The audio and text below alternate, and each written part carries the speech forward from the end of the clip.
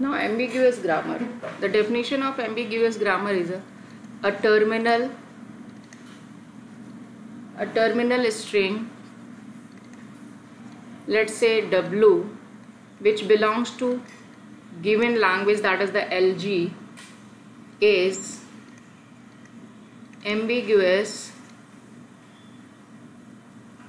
if there exist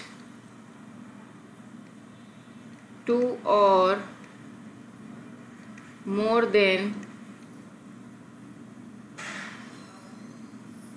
more, you can say here, two or more derivation tree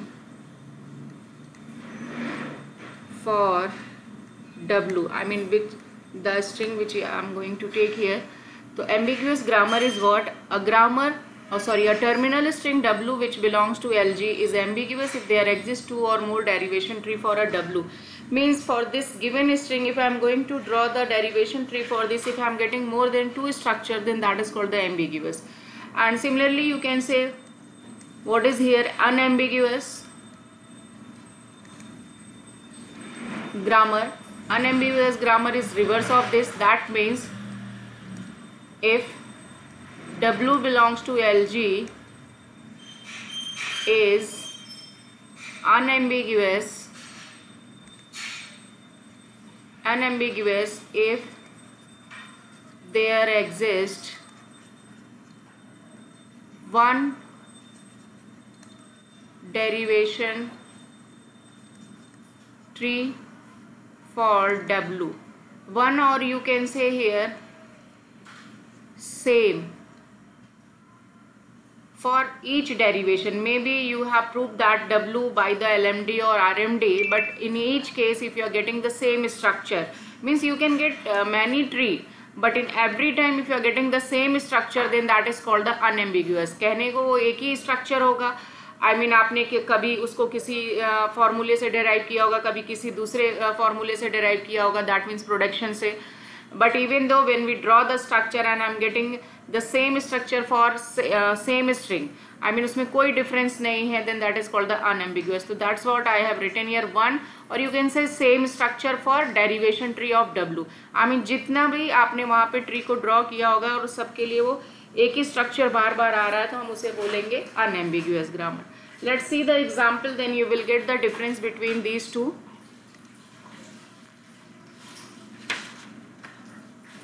Question is given here, so that a CFG context free grammar with production S tends to double S, then this production and then this epsilon is ambiguous. Question कुछ ऐसा given है, तो इसको आप solve कैसे करेंगे? आप सोच रहे होंगे यहाँ पे तो कोई स्ट्रिंग गिवन नहीं है, but we have to find out the string for this. तो लेट्स टेक, यहाँ पर हमने एक एग्जांपल ले लिया, because the terminal element is your left parenthesis and right parenthesis and this epsilon. जो कैपिटल लेटर्स होते हैं उसे हम नॉन टर्मिनल बोलते हैं, एंड जो स्मॉल केस में लिखे होते हैं उसे टर्मिनल एलिमेंट्स बोलते हैं. तो अगर आप यहाँ पर देखें तो हमारे पास जो स्ट्रिंग बनेगी वो केवल यहाँ पर क्या आएगी? I mean for let's take the example here, W is nothing but I am going to take this, I mean left right and this. तो I want to derive this string, I mean हमारे पास ये एक string है, इस string को अगर मुझे बनाना है तो प्रूफ के लिए अगर हमने यहाँ पे लिया S टेंस टू S, और मान लीजिए मैंने ये लेफ्ट वाले को लिया, लेफ्ट को अगर मैं लेके ड्राइव कर रही हूँ तो इस S को मैंने रिप्लेस किया by this method because I want left parenthesis, तो I kept here this, and इस S को राइट वाले को एज इट इज रहने दिया.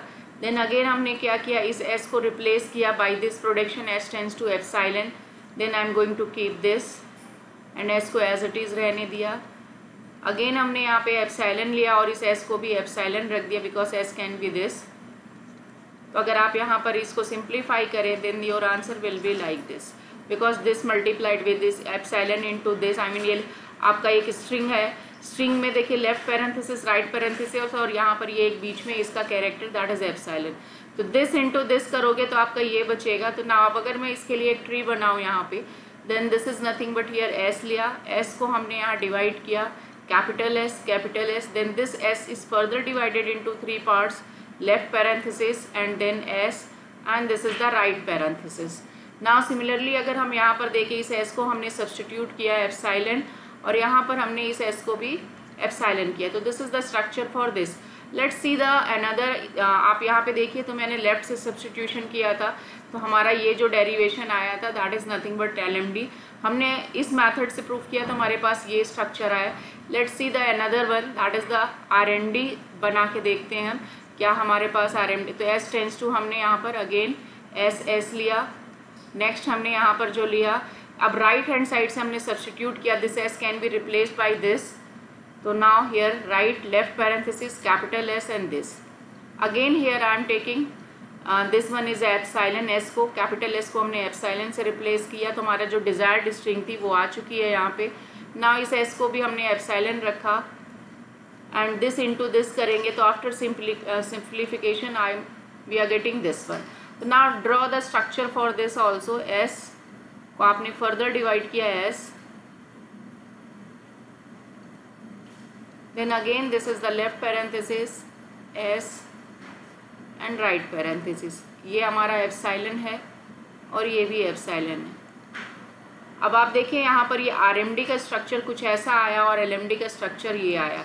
इसका आप देखिए राइट हैंड साइड ऐसा है, इसका लेफ्ट हैंड साइड ऐसा एप्सिलॉन है और जो ट्री हमारी लेंथ में इंक्रीज हो रही है वो लेफ्ट में है, यहाँ राइट में. तो आप कह सकते हैं कि this two are the mirror images. अगर आप देखिए तो एक दूसरे का मिरर इमेज आ रहा है. बट हमारा मेन पर्पस है कि क्या ये एम्बिग्यूअस है या नहीं, हमें ये चेक करना. Because for the LMD and RMD अगर हमने यहाँ पे ये जो डेरिवेशन हमने किया इसका जो हमारे पास 2 रिजल्ट आया, लेफ्ट से प्रूफ किया एंड राइट से प्रूफ किया, स्ट्रिंग हमारी आ चुकी है, जो स्ट्रिंग आनी चाहिए थी आ गई है. बट जब हमने इसका स्ट्रक्चर ड्रॉ किया we got the 2 different structure. therefore you can say it is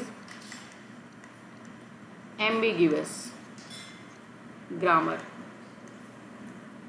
This is the ambiguous grammar. Got the answer everyone? कि ambiguous क्या है? Anybody have any confusion?